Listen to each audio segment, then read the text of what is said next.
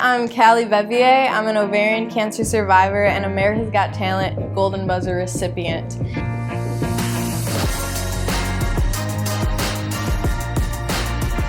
I'm 18 years old and originally I'm from Grand Rapids, Ohio, but now I live in sunny Los Angeles.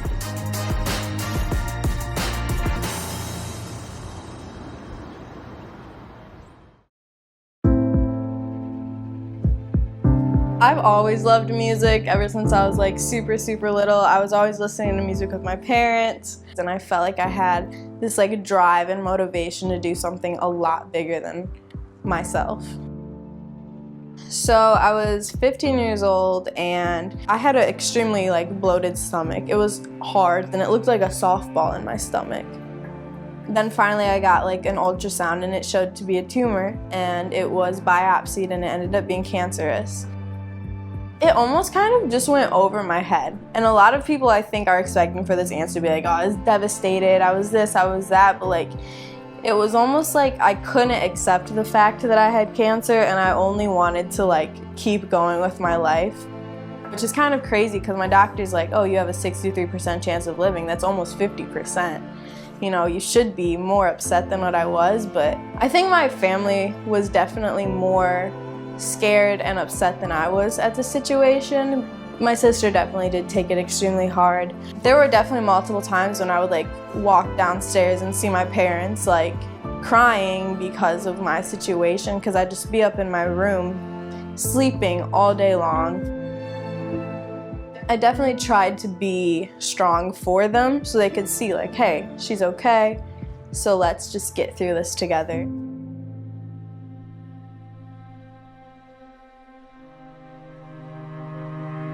After I was diagnosed, I got 3 months of chemo, so it was a week of chemo every 3 weeks.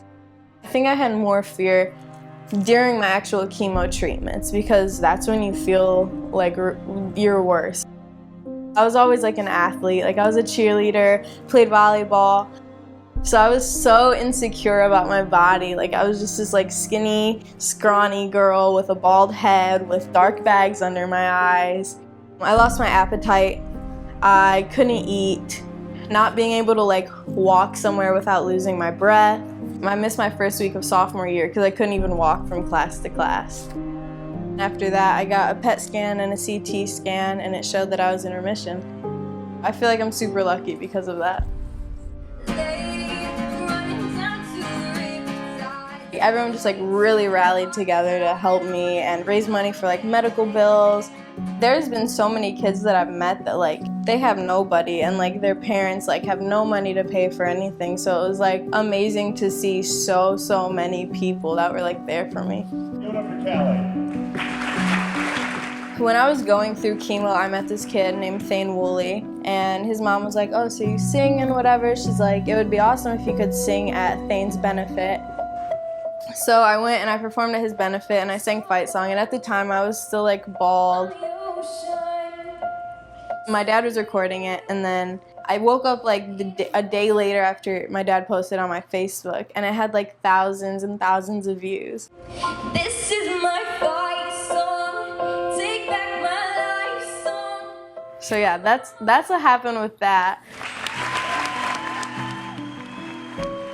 And Thane actually passed away like 2 years ago in March because he had been fighting for like 11 years of his life, so yeah. Well, I saw this video on Ellen. After my video went viral from the benefit, my parents had gotten a call from Ellen's like production people. I was like freaking out, I was like, oh my gosh. And then they surprised me with Rachel Platten, which was like so amazing because it was like the artist of the song that I like sang constantly during chemo. When I was like up on that stage, I was like, oh, you know, like I could totally get used to this, you know. America's Got Talent called me before Ellen did, which not a lot of people know. This is my fight song. And then I went out on stage, sang the song, and like the whole time I was just like, Simon, like that's the only person I care about is Simon. And then he was like smiling at me. I was like, all right, this is going well. And then like he pressed the golden buzzer. At semifinals, I got eliminated, which I was like, fine with. And I went off and I was like, this isn't the end of my artistry.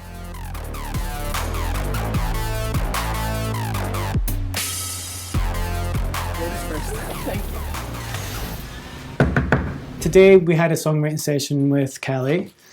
Hey there. Hi. And it's the kind of magic of songwriting together. We had nothing and then we leave and we have music, you know, hopefully to share with the world eventually. So wait. I think that's cool, I kind of right? like it. Should we just try? Should we just lay it down just to put it, have it? Julia Michael. Yeah. Like I'm dancing on tables, the sun's coming up. Na na na na na, one day. Okay. Her voice is incredible. She had great ideas right off the bat. She's super fun. It's pretty surprising to hear somebody that knows what they want to sound like at that age. No wasting my time on things I don't want. I would describe my music, it's pop overall, but definitely with more of like an alternative edge. I'm not coming down, know that I found you. I wonder if I can do that verse in like full voice. What, the Well, chorus? that sound, or yeah, the chorus. Try it. And right now I'm trying to find a record label to put out a EP. I think we're definitely getting there. We're getting closer and closer, and I'm just like getting so anxious now. Dancing on tables, the sun's coming up.